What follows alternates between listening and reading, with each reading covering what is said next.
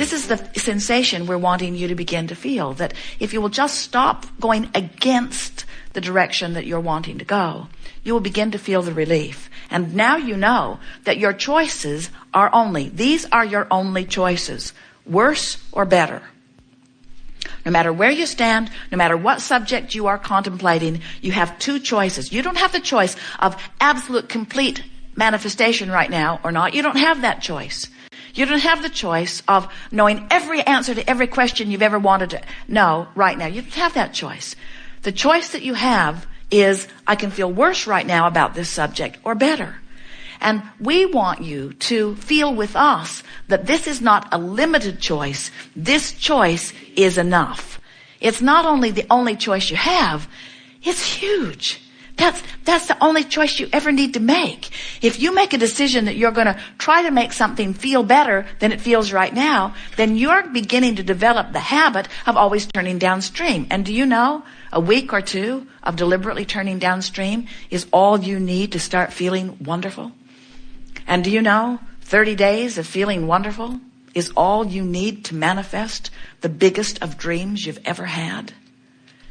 Do you know that you are 30 days away or less from everything that you've been asking for if you would just stop doing this? In other words, that sounds implausible, doesn't it? You've got to be kidding, Abraham. I've wanted that all of my life, and you're telling me that it's 30 days away? And we say, it's less than that away if you get turning and going with the flow, because you wanted it and it is created, and the universe knows how to take you to it. The circumstances and events are all lined up. And when you follow your bliss, you're going to find the path. And you know what's been keeping you from getting there? Keep going that way. No, I'm not. You say, yes, you are. We say, you're going that way. Well, I don't mean to go that way. I don't want to go that way. I want to go the other way because I'm miserable going this way. You're going that way. I know, but I hate going this way. I don't want to go this way. You're still going that way. Well, it's not my fault that I'm going this way. You're still going that way. It's my mother's fault. Still going that way. Maybe it's karmic. Maybe it's from a past life. You're still going that way. Well, it's not fair that I'm going this way. You're still going that way. Well, what am I doing wrong? You're still going that way. Well, how am I going to get this boat turned around? You're still going that way. I need to turn the boat around. I want to get this 30-day thing underway. I want to go the other way. You're still doing that thing. Well, Abraham, this seems impossible. You're still going that way. Well, just tell me what to do. Pet your cat. Quiet your mind. Stop watching those programs that inflame that. Stop talking to those people that talk about those things that keep you pointed that way. Look for reasons to feel good. Make a list of positive aspects. Buy a notebook and make lists of positive aspects. Look for things to appreciate. In other words, you can't think about that and something else at the same time. So when you try to find something else, so it really is about think and feel, think and feel, think and feel, think and feel, think and feel. And at first, you're going to think and feel and think and feel and think and feel and think and feel and think and feel, because that's how you've been thinking and feeling, and that's what law of attraction's giving you. But before you know it, you're going to think something that feels not so much that way. And as you do, as you withdraw your attention, do you know when you sleep, your boat turns around every time? When you go to sleep, your boat turns around in the stream every single time. And when you wake up, you say, oh yeah, what was I mad about? And you turn back around. But if before you go to bed, you could say, while I sleep, my boat's going to turn around. And when I wake up, I'm going to lie in bed and I'm going to think about the positive aspects of my life. Now when you wake up, you get a little momentum going this way. And it doesn't take very much effort of getting them. Now we're really making this sound like you are an upstream crowd. And you're not. But relative to those things that you want that have not been coming to you, you have been an upstream thinker. You have been. Otherwise, you'd have what you want. So if you don't have enough money, you've been more this way upstream than you have downstream. If your relationship is not pleasing you or is missing altogether, you've been thinking more about things that make you feel bad relative to that than good. If you are not in your body feeling the way you want to, you've been thinking more upstream about it than you have down. If you're overwhelmed in your life, you've been thinking much more about how much you have to do than about the ease in your life. In other words, the universal law of attraction never yields to you something that is different from your vibrational frequency. So when you say, okay, I get it. I can find softer thoughts, and every day I'll get better at it. And as you do, you'll turn and go with the current. And immediately you'll start feeling better. And people who are watching you will say, what's changed? Did you get that job you were looking for? Or did you get over that illness? Or did the money that you need come in? And you'll say, no. Then why are you so happy? I know it's illogical, you'll say. Because what I thought I needed to be happy hasn't happened yet. I've just stopped doing what was making me unhappy. And I felt better. And then say to them, and I think I'm on the right track. I just don't think you can feel this good without good things beginning to flow into your experience. And we say, those would be the most accurate words that you could ever speak. You can't feel negative emotion and let the good stuff in, and you can't feel positive emotion and keep the good stuff out. You just can't. When you get turned correctly in the stream, and correctly we mean going with the flow of that which is your natural inheritance, all good things will flow to you. So what are we talking about here? We're talking about utilizing your guidance system to know what's upstream and what's downstream. We're talking about you using 2 points of vibrational relativity in order to know. Just like the navigational systems in your vehicles, Jerry and Esther have 4 different kinds now. But they all operate on the same premise. The system knows where they are. They program in their desired destination, and then the system gives them turn-by-turn directions of how to get from where they are to where they want to be. The other day, they bought a new system. It's a Garmin. It's their favorite by far. And it's a portable system, and it's in their tow car. But they plug it into the cigarette lighter, and it sits on a little sandbag so it can be moved from vehicle to vehicle. So Esther unplugged it from the car and put it in the monster bus as they began to drive. And she programmed Pioneer, which is in the bus, and Garmin, which is the portable system. From where they are, she programmed them to the same destination. So now she says to Jerry, I'm in good hands. You can go back and do whatever you need to do. I have guidance. And off they go.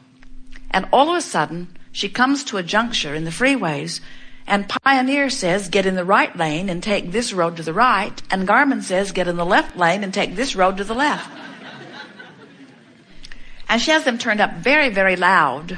And then she hears Jerry piping in from the back about something.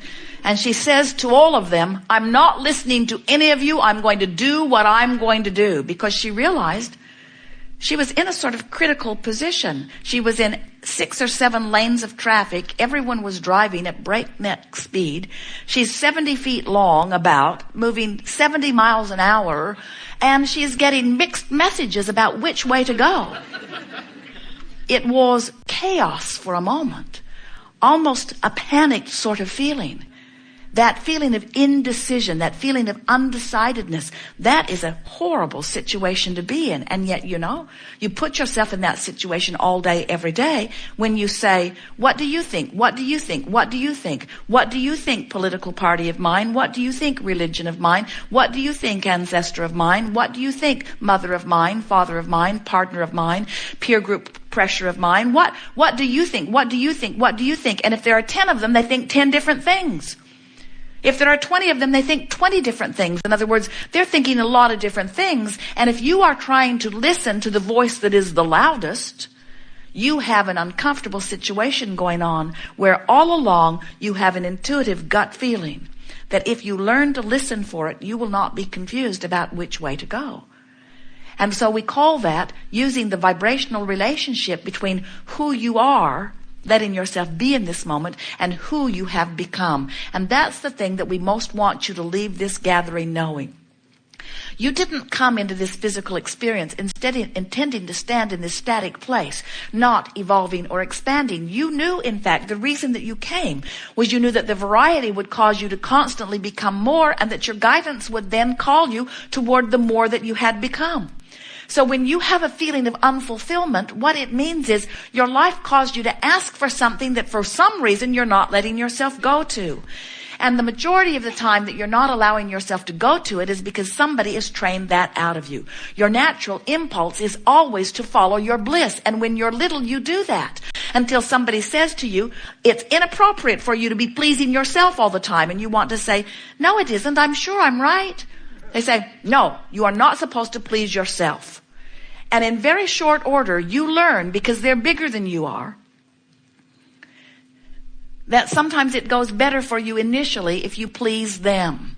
Because most of them are still trying to control the conditions, and they convince you, when you do that, I feel bad, and when you do that, I feel good. So you should do what makes me feel better, which works out all right for you when there's just one of them. But get two of them plugged in and trying to give you guidance, it makes you a little crazy or more, you see. And so then it seems that the only way a little tyke can grow up and feel any reasonable happiness is if his family can get him into a culture where everybody thinks pretty much the same. So he doesn't have these split messages going on. And do you know that's what so many societies are doing?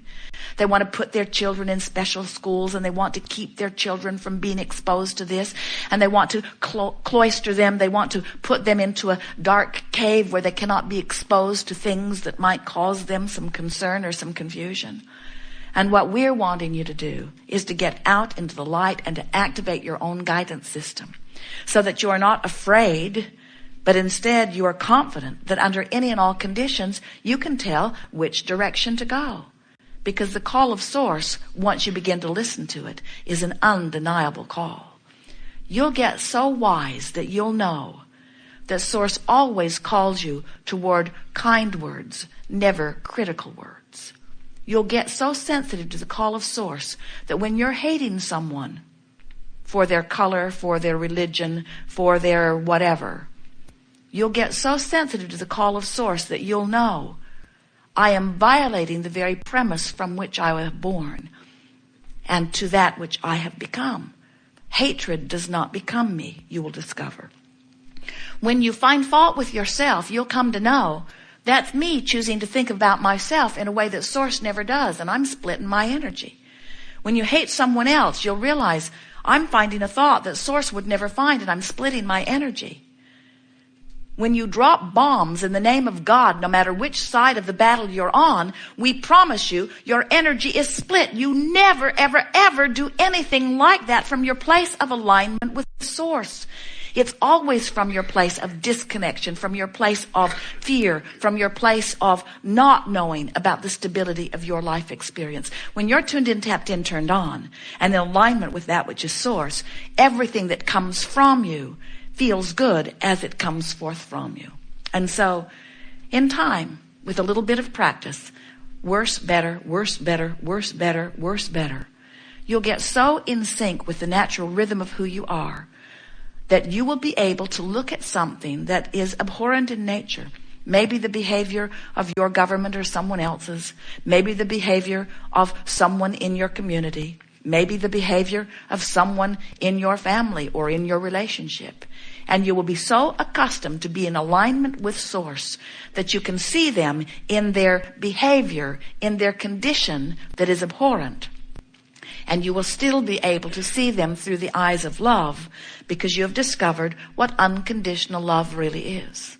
Unconditional love is training myself into the rhythm of who I am, rather than responding to the conditions. Unconditional love is tending to my vibration first, and then experiencing what law of attraction yields to me as a result of that, rather than looking out into an environment and attempting the impossible, which is to control conditions.